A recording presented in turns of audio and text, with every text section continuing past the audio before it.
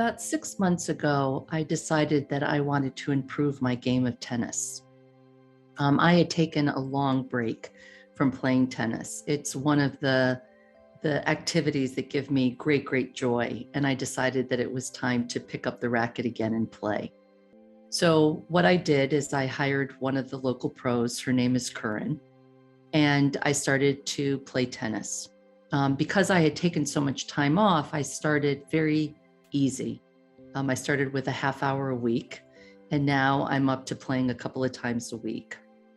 And one of the things that I wanted from Curran was I wanted to improve my game of tennis. I wanted to get feedback from her about how I could improve serving and returning serve and volleying and overheads and forehands and backhands and drop shots and all of that.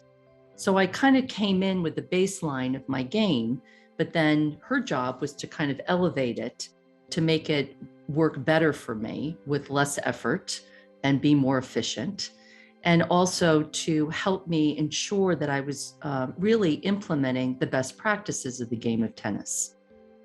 Well, that's what I do as a GTD coach. People come to me because they want to up their game of their GTD practice, that they know that they are experiencing drag and they don't really know kind of how to alleviate it. They're not quite sure if they have the right tool or the right lists for them that work for them. Calendar management, weekly reviews. But what is so interesting during the coaching is that many of them think that there's a right way to install and implement GTD. And I try to nip that in the bud right away, that there are no rules to the getting things done methodology, but just best practices. That what David Allen really uncovered was he took the implicit and made it explicit, that he really uncovered these best practices of a knowledge worker. And so when I get people to make that shift of, oh, you mean there's not a right or wrong way to do GTD? What that does is it opens up these incredible possibilities for them to customize it in a way that many times they always wanted to customize it, but they felt like they couldn't. And that is one of the best parts of my job in coaching, is to validate that customization. Just like I have a certain grip playing tennis, I hold the racket a certain way. And sometimes it's really nice when Curran validates, yes, that grip is really great, but maybe if you tweaked it a little bit, then maybe that would help you in this area of your game.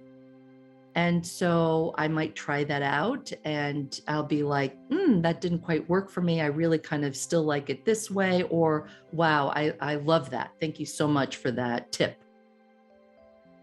I learned a very long time ago that I had to customize GTD. If you've been listening to any of the videos that I've been doing, that's like this theme of myself of having to customize the weekly review. I had to customize my lists because of the way that I thought, and also because the lifestyle that I was living was different from other coaches.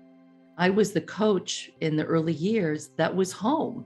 So everything was in the same location. My phone, back then the fax machine, my computer, my printer, the office and home were pretty much in the same location. Everything was in the same place, where all the other coaches were traveling all the time. And so those lists by context were incredibly important and useful. But for me, it didn't quite make sense.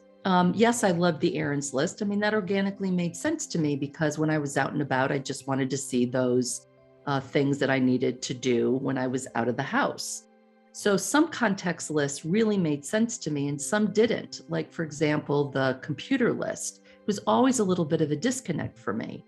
Plenty of people love the computer list. They think that way. When I'm on my computer, these are the options I want to see. Didn't work for me. So what worked for me? Well, the way that I thought was I'm either doing things personally or professionally.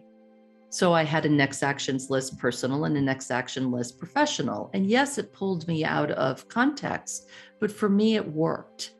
And one of the things that people are really looking for us are what are their context lists or lists by topics or lists by time frame that's going to work for them. And having a coach be able just to kind of oversee that so that they're still staying within the best practices is so helpful. So one of the things that they end the coaching engagement feeling is, I understand the best practices of GTD. I understand how I can continue to customize it to make it work for them. And then they can get off their backs about that there's a right or wrong way to do any parts of GTD. It's just to really help you be more efficient and effective, to give you more freedom, to allow you to be more focused, more present. And when you allow yourself that customization, it just feels so much better.